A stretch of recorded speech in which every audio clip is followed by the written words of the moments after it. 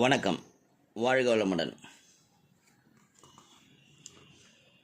ஒரு சின்ன கதை சொல்லி சில பாசிட்டிவான விஷயங்களை உங்களுக்கு உணர்த்தணும், உங்கள் பிள்ளைகளுக்கு அதை நீங்கள் எடுத்து சொல்லணுங்கிற உந்துதலில் இப்போ ஒரு சின்ன கதை உங்களுக்கு. ஒரு விஞ்ஞானி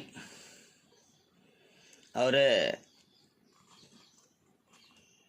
தன்னுடன் இருக்கும் சில சக நண்பர்களுக்கு சொல்கிறாரு, இது தாங்க நான் புதுசாக கண்டுபிடிச்சிருக்கிற ஒரு பொருள். இன்னும் ஒரு பொருளை காமிக்கிறாரு.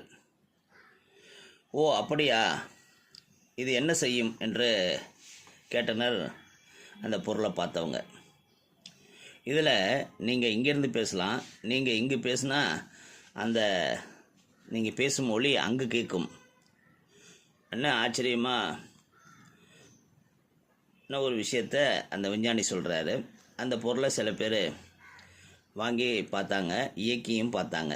இங்கே ஒருத்தர் பேசி அங்கே ஒருத்தர் அதை கேட்டு, அங்கே ஒருத்தர் பேசி அதை இங்கே கேட்குறத வாங்கி பார்த்தாங்க.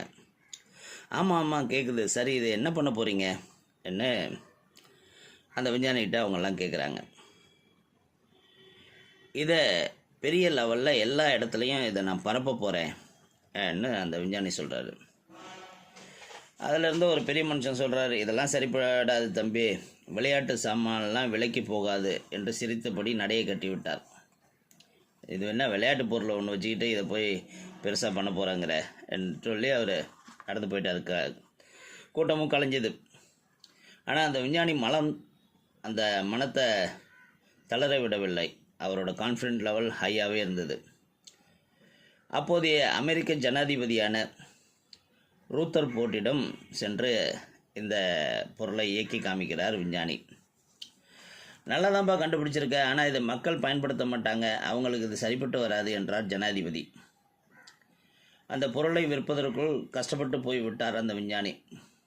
ஆனால் தன் கண்டுபிடிப்பை எப்படியாவது மக்களிடம் கொண்டு சென்று விட வேண்டும் என்பதில் விடாப்பிடியாக இருந்தார். இன்று அந்த பொருள் மணியடிக்காத வீடு இல்லை. அந்த பொருளின் பெயர் டெலஃபோன்.